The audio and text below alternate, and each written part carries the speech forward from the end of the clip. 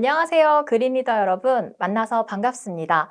저는 여러분과 이번 시간을 진행할 강사 원희호입니다.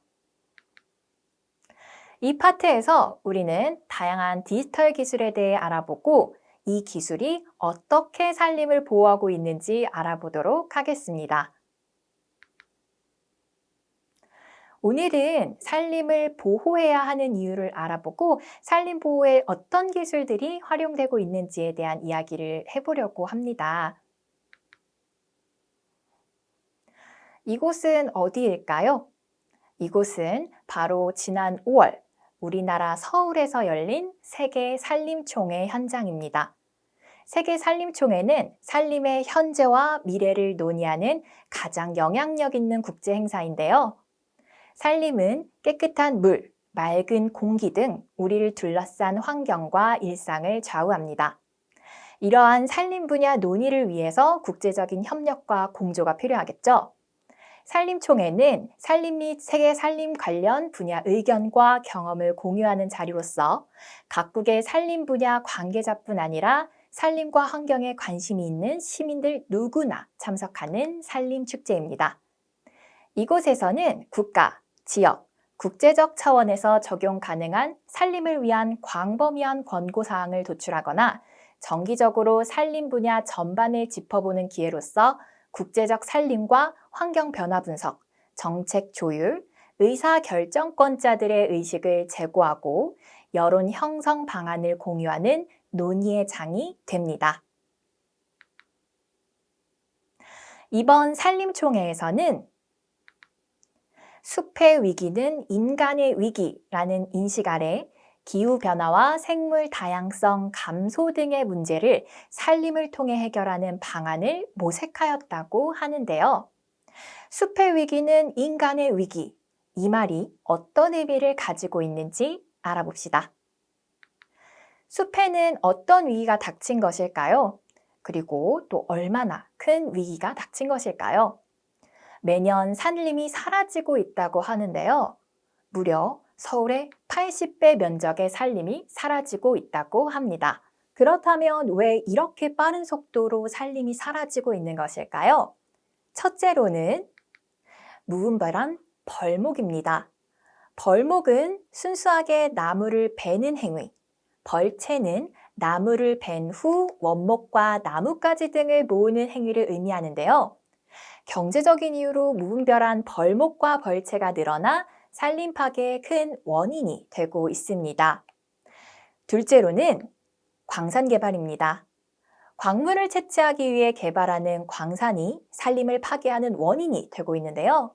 브라질 국립우주연구소에 따르면 전체 아마존 열대우림을 대상으로 한 조사 결과 2015년부터 올해까지 6년간 파괴된 산림이 405제곱킬로미터에 달하는 것으로 드러났어요. 이는 축구장 4만 500개 넓이에 해당하는 광범위한 넓이로 그중 무분별한 광산 개발이 산림 파괴의 큰 이유를 차지하고 있습니다. 셋째, 화재입니다. 화재로 인한 산림 파괴는 남아있는 산림을 해체시키고 화재에 더욱 취약하게 만들어 반복된 화재를 불러일으키곤 합니다.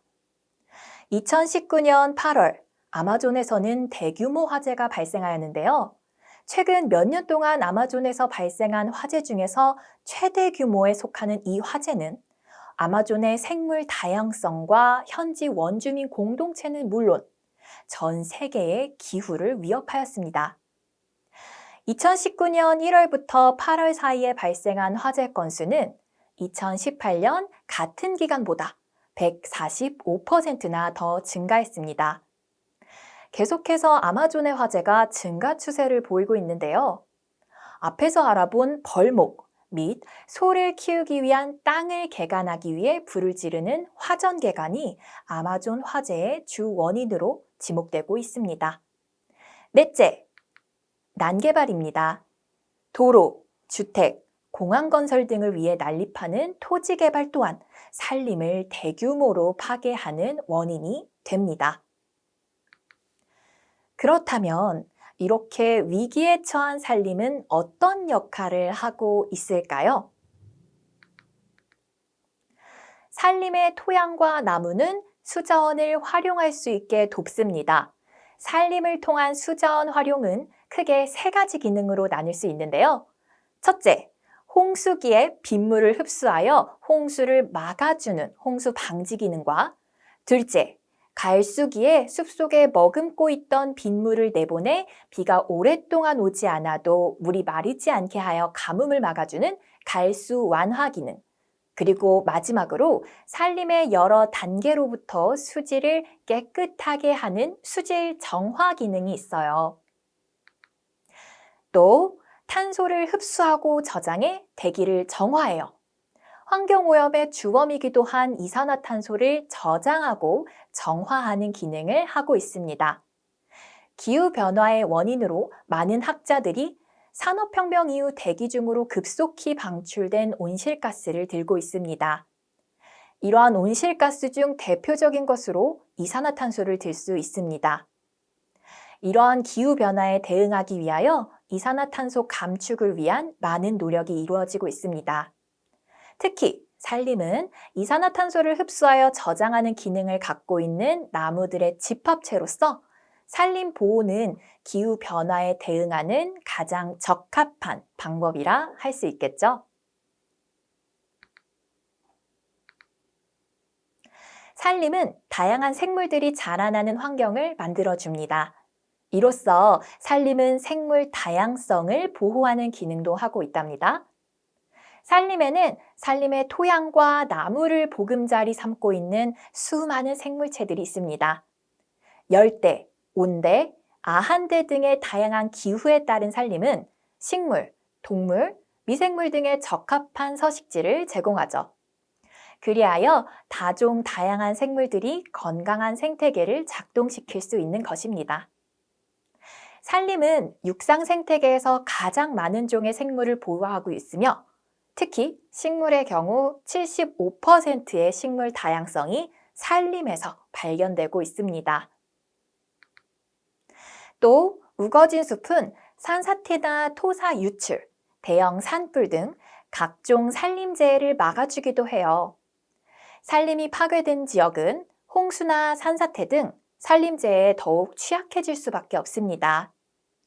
산림은 산에서 떨어지는 낙석이나 산사태 및 눈사태를 막아주는 물리적인 방어막 역할을 해요.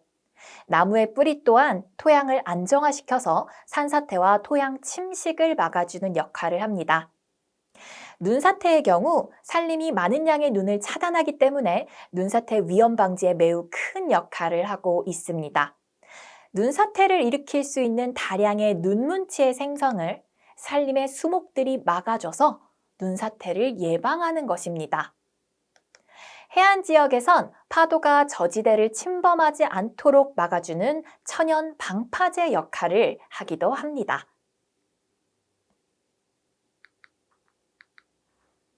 이뿐 아니라 산림은 경제활동에 필요한 목재를 공급하는 역할을 하고 있습니다. 우리는 산림의 목재를 사용해 경제활동을 하고 있는데요. 산림을 통해 얻는 양질의 목재는 연료, 건축, 생활 등 다양한 분야에서 유용하게 쓰이고 또한 경제활동의 기반이 됩니다. 마지막으로 아름답게 조성된 숲을 보면 스트레스가 해소되기도 하죠. 울창한 산림은 경관을 우수하게 만들고 그 자체로 우리가 휴식할 수 있는 쉼터가 되기도 합니다. 그렇다면 이런 산림이 계속 파괴되는 경우 우리에겐 어떤 일이 일어날까요? 생각만 해도 무서운데요. 자세히 알아봅시다. 첫째로 기후위기가 더 빠르게 진행됩니다. 근래 기후위기에 있어서 가장 심각하게 거론되는 문제점이 바로 기온의 상승일 것입니다. 지난 100년간 지구 평균 온도는 0.74도씩 상승하였고 앞으로 2100년경에는 지금보다 2에서 4도씨가 높아질 것으로 예측되고 있습니다. 지구가 점점 달아오르는 현상을 온난화라고 하죠. 이 온난화엔 다양한 원인이 있겠지만 그 가운데 산림 파괴가 아주 큰 영향을 미친다고 해요. 지구의 허파로 불리는 열대우림을 비롯해 세계 각지에 있는 숲이 사라지면 생태계를 유지하는 기능이 점차 쇠약해지기 마련이거든요.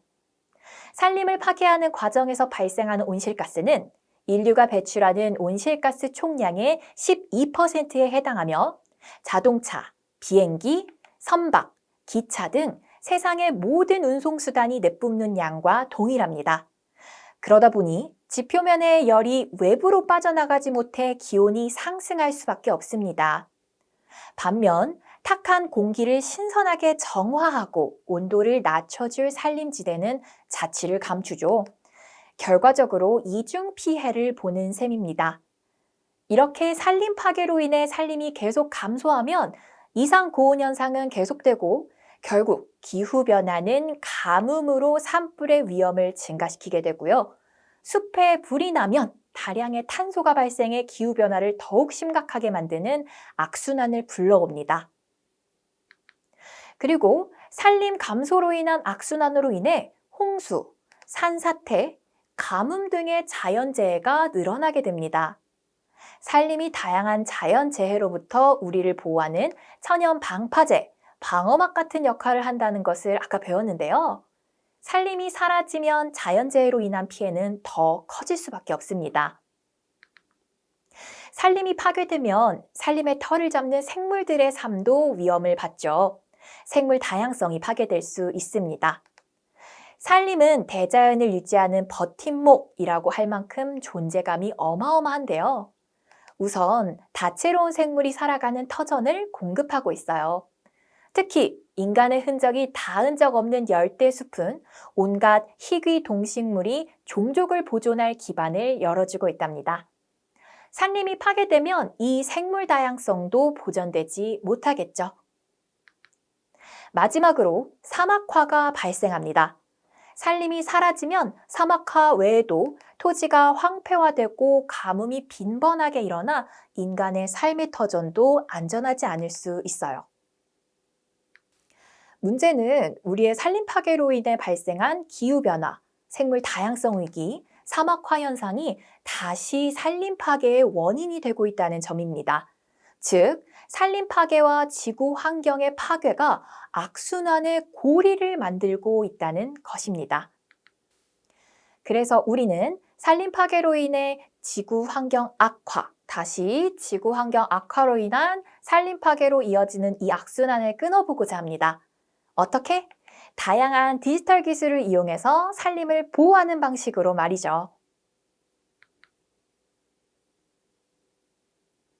우리는 앞으로 드론, 인공지능, 블록체인, 빅데이터, NFT, 메타버스 이렇게 6가지 디지털 기술에 대해 알아보고 이 기술들이 어떻게 산림을 보호하게 되는지도 알아볼 텐데요.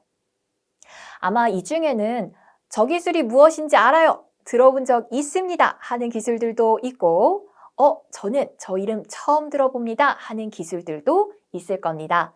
앞으로 이 기술들의 의미도 알아보고 산림 보호와 어떤 관계가 있는지 재미있게 알아보도록 해요.